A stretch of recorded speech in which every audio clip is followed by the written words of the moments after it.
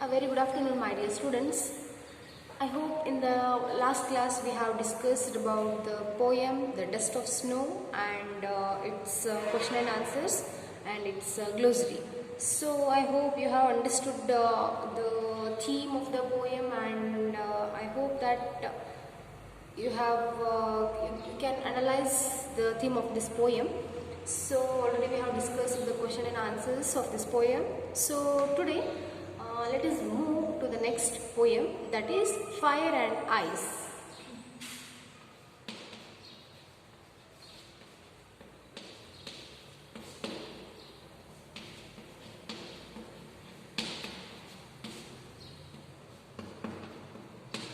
Fire and Ice.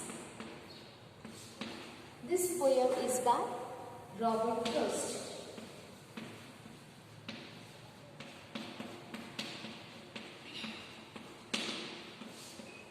Robert Frost. Okay, in this poem we can see how the word is going to end in two ways. See here, fire refers to desire and here ice refers to hatred. So now let us see the meaning. Fire refers to desire and ice refers to hatred. According to the opinion of some people and according to the opinion of the poet, the word is going to end in two ways. One is with the desire and second one is with the hatred. See, now we'll see how the poet has opined this one. Now let us see and let us discuss about this in the poem. So here, and once I will read the poem, just go through it and get the pronunciation properly. Some say the word will end in fire, some say in ice. From what I have tasted of desire, I hold with those who favor fire. But if it had to perish twice, I think I know enough of hate to say that for destruction ice is also great and would suffice. Here the glossaries are perish. First one, perish. Perish means to die. And next, suffice. Suffice means be sufficient.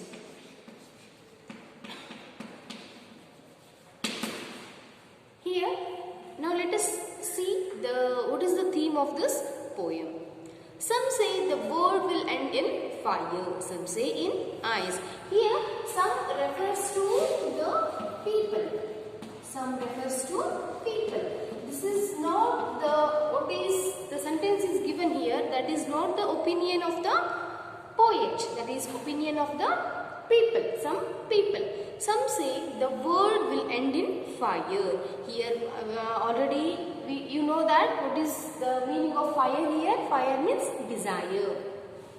So word will end in fire means to fulfill these desires. As you know that the needs of human beings are totally like unlimited. So to fulfill the various kinds of needs and requirements, what the people will do? People will start like doing wars or starting like fighting with others, and see they have the people those who are having a strong desire, what they will do?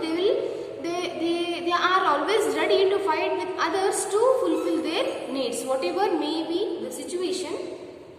The only thing is there in their mind to fulfill their needs, whatever the situation may be, or whatever the activity or a path may be. So what here some people will say that this world may end in the fire means desire. To fulfill the needs, the people will fight themselves and the people will like starting means the people don't want to see the others progress, so they want to fulfill their needs. That's the reason what some people opined that the world is going to end in the fire. Some say in ice. what some other people say? Some other people say that this word is going to end in a ice. Ice here refers to hatred. See, here some say that the word is going to end in a desire, and some people say that the word is going to end in a hatred. These are the two ways to end. Two ways to end of the world. So here how some people opined that the word is going to end in a ice, means hatred. How? To fulfill their needs, they will start hating the others people. Means to get something and to fulfill their needs, and they don't want to see others' essentials and requirements. Only they will become selfish, and they wanted to they want to fulfill all the needs. So they'll start hating others, and they'll start fighting, and various kinds of hatredness will develop in the human beings. So some people opined that the word is going to end in the ice means hatred. I hope you are understanding. From what I have tasted of desire, I hold with those who favor fire. Now everything we have discussed about the opinion of the people. Now what the poet is telling, poet is giving his opinion, means he is telling his opinion. What is that? From what I have tasted of desire, I hold with those who favor fire. The poet, he favoring the people, those who opined about the fire. Why? Because the poet himself is telling that he had tasted the desire. So what he is telling, he is joining his hands with the people, those who are supporting for this desire, means fire. So what the poet is trying to tell is here, he himself is telling that the word is going to end in the desire, means in the fire. I hold with those who favor fire. He wanted to join his hands who hold the opinion of this fire. But if it had to perish twice, I think I know enough of hate. Here perish means which is going to end. See here, but if it had to perish twice. Perish twice means if the word is going to end in a two ways or two times, what will happen? I think I know enough of hate. What the poet is trying to tell here is, he already know about the fire, means that is desire, and also he knew about the ice, that is hatred. So what he said, if the word is going to end in two ways, then I'll support, I know enough about the hatred itself. To say that for destruction, ice is also great and would suffice. What he said, see, this desire will also leads to the destruction of the world, and this hatred also leads to the destruction of the world. So what he is telling, to say that for destruction, ice is also great and would suffice. If the word is going to end in two ways, then obviously this fire and ice both are very sufficient, means basis upon that and depending upon that, the desires, the hatredness of the human beings, this word is going to end completely twice, one in the way of this desire and another in the way of this hatredness.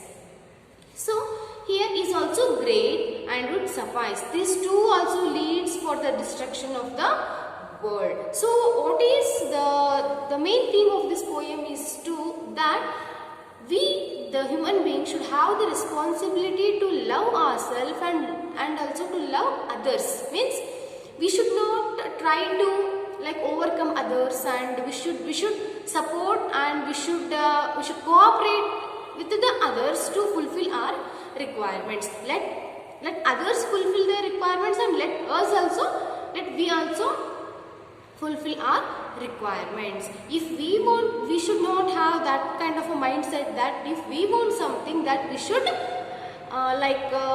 give pain or a trouble, or that we should not push anyone in a trouble. So if we want to fulfill our needs and we want to get properly our requirements, what we should do? We should be in a patience, and we should have that supportive and that positive thinking, that to support ourselves as well as to support others. If we support others, then there will be a development of a good cooperation between the people. If someone is starting hating the person, then what will happen? There will be a destruction, there will be a fighting, and that leads to the end of this world. So what is the thing that the poet discussed here is to do not develop the selfish quality. So to develop the quality of the love, affection and care and sympathy towards others. If we want to get something, then let others also get something. We should not take all their things to us. Why? Because they are also human beings and they have to live their life. Only we are not the human beings and we are not there on the earth. So what the thing is that we should live our life and let others lead their life. So here we should not develop any quality of this desire. That desire should be in a they should not hurt any other's feelings. The desire means if it is possible for us to fulfill our desire, then it is okay. Then to fulfill our desire, we should not hurt anyone, or we should not give trouble to some other person. And this hatredness is very dangerous and very it definitely leads to a big destruction. So this hatredness should not be there in us, and we should develop the qualities of love, care and affection. So I hope you understood the theme of this poem. So in this lesson, the poet expressed about how the world is going to end in the two ways. That is, one is of desire, that is fire, and one more is ice, that is hatred. I hope you understood. So the glossaries are here. First one, perish means to die, and here suffice means be sufficient. Here, now let us come to the thinking about the poem.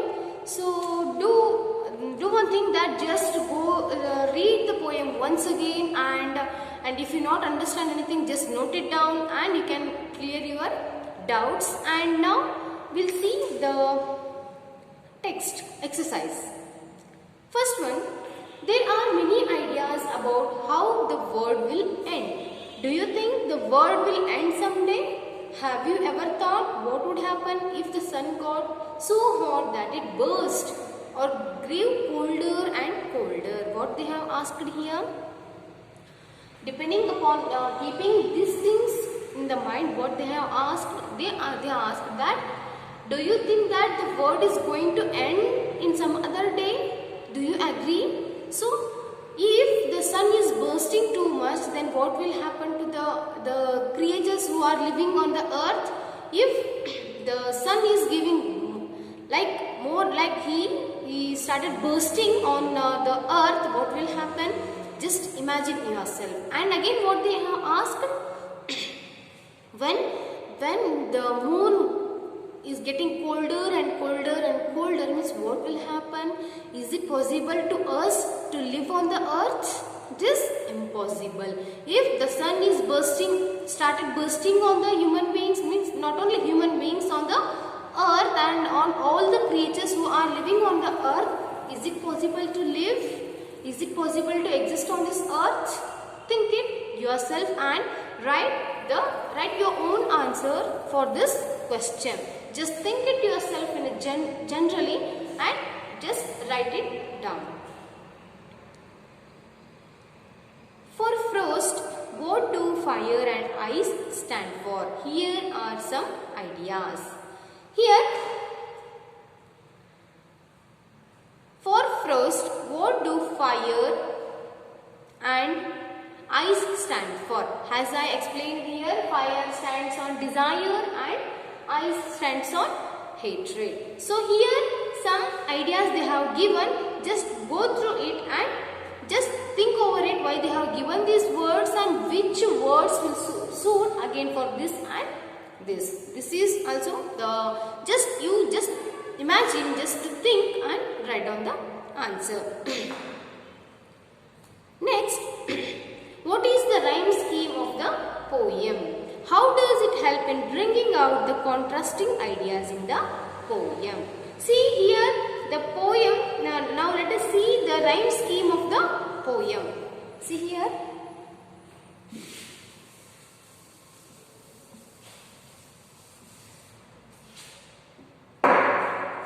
Here rhyme scheme is like, some say the word will end in fire. The last word is fire.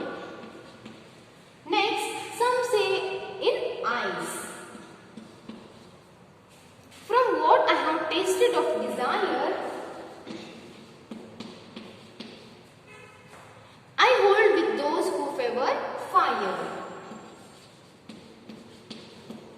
Next, but if it had to perish twice,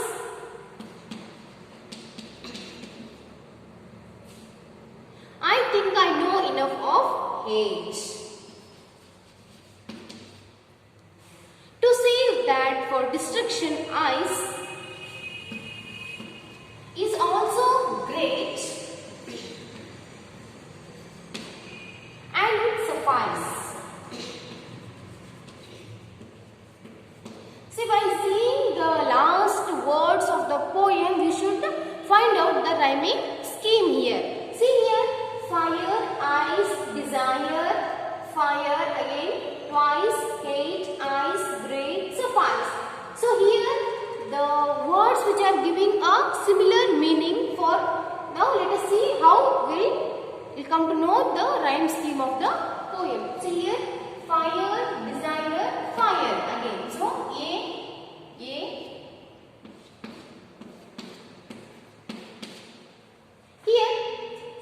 ice twice and suffice.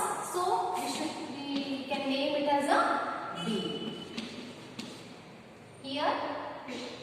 Here one more, ice and suffice. So here next, fire is over, ice is over, desire is over, here twice is over, hate and great. So we can name it as a C and C. So here we can write it as a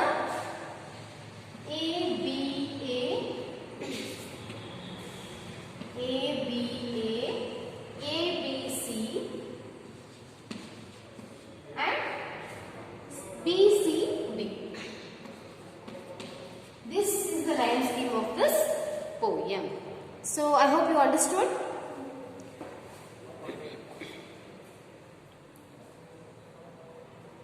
Just think over how does it help in bringing out the contrasting ideas in the poem. Just you have to think over of this, how the poet has described and contrasted his ideas in this poem. So here there is a completion of this poem. Just you do one thing, go through it. If you have any doubts, just note it down separately and you can ask me and you can clarify your doubts. So in next class we will move to next lesson. Okay, I hope you understood. Just go through it and read it properly and learn to do this and get to know how to do this rhyme scheme. Okay.